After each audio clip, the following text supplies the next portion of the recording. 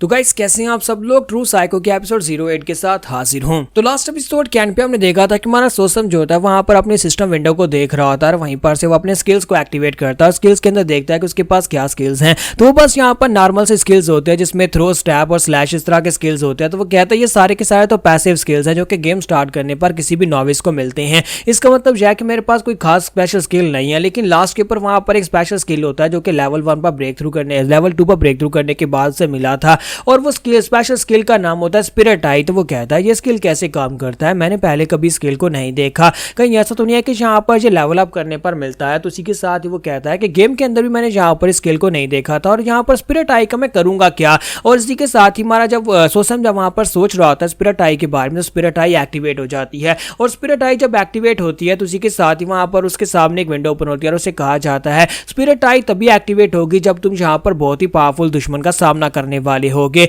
जब एक पावरफुल दुश्मन जो है वो तुम्हारे 20 मीटर के रेडियस में होगा तब यहाँ पर स्पिरिट आई एक्टिवेट हो जाएगी और तुम्हें बताएगी कि दुश्मन तुम्हारे करीब पहुंच चुका है। इसी के साथ ही वहां पर काउंट टाइमर स्टार्ट हो जाता है और उसे यहाँ पर 20 सेकंड्स का समय दिया जाता है कि 20 सेकंड के टाइम के अंदर वो यहाँ पर तुम्हारे पास पहुंच जाएगा। एक बहुत ही पावरफुल दुश्मन तुम्हारी तरफ आगे बढ़ रहा है और सिस्टम उसे वार्निंग दे रहा होता है और कहता है कि एक दुश्मन जिसके यहाँ पर पावर लेवल में तुम्हारे लेवल से 10 गुना ज्यादा पावर डिफरेंस है, यानी कि अगर देखा जाए अगर वो इस गेम का हिस्सा होता तो उसके पास यहाँ पर इस वक्त लेवल 10 होता और तुम इस वक्त लेवल 2 के ऊपर हो। तो वो कहता है कि ये क्या, इसका मतलब जो है कोई बहुत ही पावरफुल मार्शल मास्टर मेरी तरफ आगे बढ़ रहा है। तो वो कहता है क्या मुझे यहाँ पर से भाग जाना चाहिए, मुझे क्या करना चाहिए। लेकिन साथ ही सोसम कहता है कि मुझे लगता है कि मैं यहाँ पर ऐसे ही घबरा रहा हूँ, ये कोई दुश्मन नहीं है बल्कि यहाँ पर डानरी क्लैन के अंदर कोई दुश्मन कैसे आ सकता है और मेरा दुश्मन कैसे हो सकता है, क्योंकि डानरी क्लैन एक फेमस क्लैन है। यहाँ पर अगर इनके ऊपर अटैक हुआ है तो किसी का यहाँ पर मेरे पर आकर अटैक करने का क्या ही तुक बनता है, क्योंकि मैं तो सिर्फ और सिर्फ एक काम सा सर्वेंट हूँ और मुझे यहाँ पर मारने के लिए कोई क्यों आएगा। मुझे लगता है कि सिस्टम यहाँ पर जो भी मेरी तरफ आगे बढ़ा वो स्ट्रॉन्गर है, इसी वजह से उसे यहाँ पर मेरा दुश्मन कह के पुकार रहा है,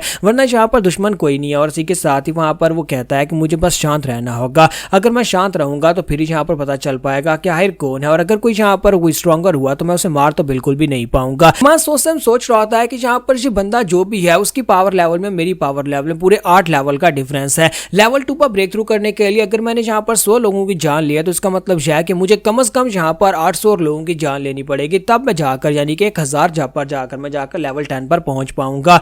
तो मुझे यहाँ पर फिलहाल के लिए उसके सामने अपना सर झुकाकर ही बैठना पड़ेगा। और इसी के साथ ही वहां पर टाइमर जो होता है वो 4 सेकंड, 3 सेकंड, 2 सेकंड, 1 सेकंड पर पहुंच जाता है। दरवाजा खुलता है, वहां पर की डाइहो अंदर आ जाते हैं, वो अपने कमांडर के साथ वहां पर अंदर आते हैं और सोसम उनके सामने खड़ा होता है। तो वो सोसम के पास आता है, उसके कंधे के ऊपर हाथ रखते हैं और कहते हैं कि लड़के क्या तुम्हारा नाम सोसम है, और साथ ही उसे कहता है क्या तुमने माचिल को मारा है। तो सोसम बहुत ज्यादा घबरा जाता है और आगे से वाह वाह करना शुरू कर देता है क्योंकि वो गूंगा होने की नौटंकी कर रहा है और कहता है कि मैं मुझे नहीं पता। लेकिन मास्टर जो होते हैं वहीं पर से अपनी एनर्जी को उसकी बॉडी के अंदर डालते हैं। जब वो अपनी की पावर को माय सोसम की बॉडी के अंदर डालते हैं उसे एक जबरदस्त झटका लगता है। तो सोसम को ऐसे लगता है जैसे उसकी बॉडी के अंदर वहां पर बिजली चली गई हो। लेकिन मास्टर की डाइहो जो होता है वो उसकी बॉडी को एग्जामिन कर रहे होते हैं, वो देखना चाहते हैं कि क्या इसकी बॉडी के अंदर कोई मार्शल आर्ट्स के ट्रेसेस हैं या नहीं। तो वो उसकी कोर तक जाते हैं जहां पर उसकी डेंटियान्स होती है और वहां पर उसकी कोर बिल्कुल एम्प्टी होती है। और इसी के साथ ही मास्टर पीछे की तरफ मुड़ जाते हैं। सोसम जो होता है वो उसे कहता है कि ठीक है बच्चे तुम रेस्ट करो, और साथ ही वो अपने लीडर से कहता है कि चलो यहाँ से चलते हैं।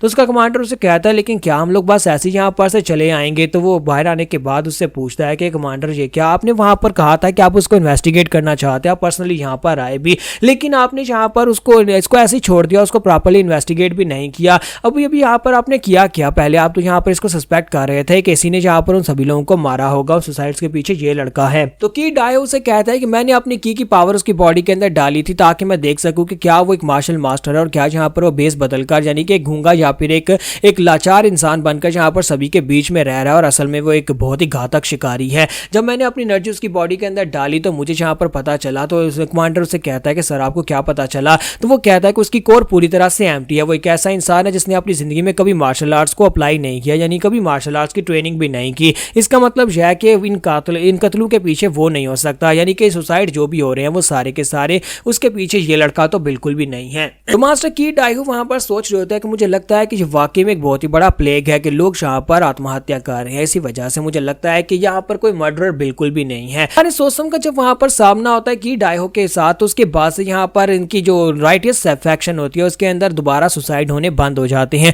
अब कोई भी यहाँ पर मर नहीं रहा था, लेकिन अब यहाँ पर एक अलग वेव चल पड़ती है, एक नया पैंडेमिक वहां पर स्टार्ट हो जाता है जिसमें यहाँ पर अनऑर्थोडॉक्स फैक्शन के लोगों का शिकार होना शुरू हो जाता है। तो कहा जाता है कि वहां पर एक कहानी फेमस हो जाती है। पिछले कुछ दिनों से एक हीरो जिसके बारे में किसी को कुछ नहीं पता, उसने अपना नाम किसी को नहीं बताया, इसी वजह से वो सभी लोग उसे नेमलेस हीरो कहना शुरू कर देते हैं। तो यहीं पर एक रेस्टोरेंट का सीन दिखाते हैं जहां पर लोग आपस में गप्पे लगा रहे होते हैं और पी रहे होते हैं। तो एक पियक्कड़ जो होता है वो दूसरे से कहता है क्या तुमने यहाँ पर वो स्टोरी सुनी है? तो दूसरा उसे कहता है क्या तुम यहाँ पर नेमलेस हीरो की बात कर रहे हो? हाँ, मैंने उसकी कहानी सुनी है, आजकल जांगों में वही तो बहुत ज्यादा फेमस है, एक नेमलेस हीरो जो कि हमारे राइटियस लोगों के लिए एक नेमलेस हीरो की तरह है। हाल में उसका नाम नहीं पता, इसी वजह से हमने उसे नेमलेस हीरो कह दिया। लेकिन वो यहाँ पर अनऑर्थोडॉक्स फैक्शन के लोगों को चुन चुन कर मार रहा है। क्या तुम्हें पता है कि उसने यहाँ पर किस तरह की गैंग्स को मारा है? उसने यहाँ पर अनऑर्थोडॉक्स फैक्शन के कमीने लोगों को बहुत ही बुरी तरह से धूल चटाई है। तो दूसरा उसे कहता है कि जरा आराम से बात करो, अगर कोई अनऑर्थोडॉक्स फैक्शन का बंदा यहाँ पर हुआ तो हम लोग मुसीबत में पड़ जाएंगे। तो पहला पियक्कड़ उसे कहता है कि क्या तुम्हें लगता है कि मैं किसी से डरता हूँ?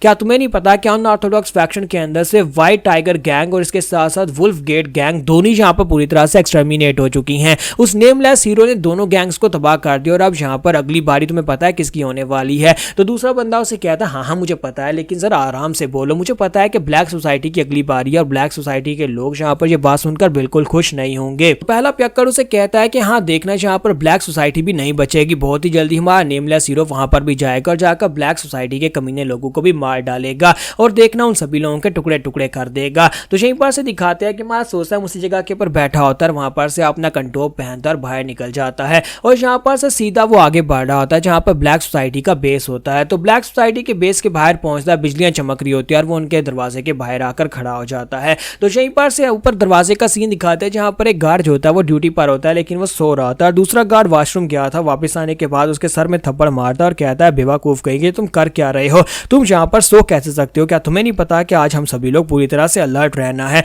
क्या तुम्हें पता नहीं है कि यहाँ पर नेमलेस हीरो जो है वो यहाँ पर आकर हम सभी लोगों को मारने वाला है?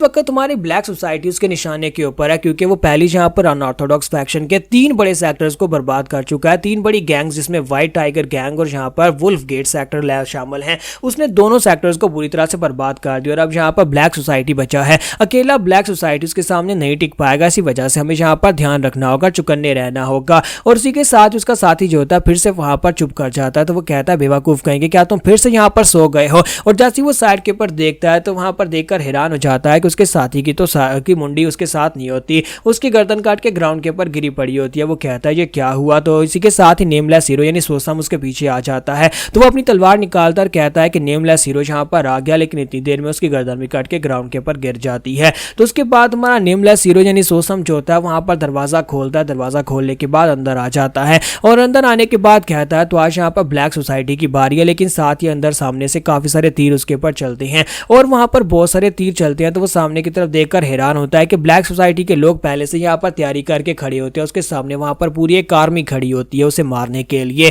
तो यहाँ पर हम लोग अपनी एपिसोड 08 का एंड करेंगे और नेक्स्ट एपिसोड में देखेंगे कि हमारा सोसम क्या यहाँ पर सर्वाइव कर पाएगा और क्या यहाँ पर इनके लीडर प्योम को मार पाएगा या नहीं।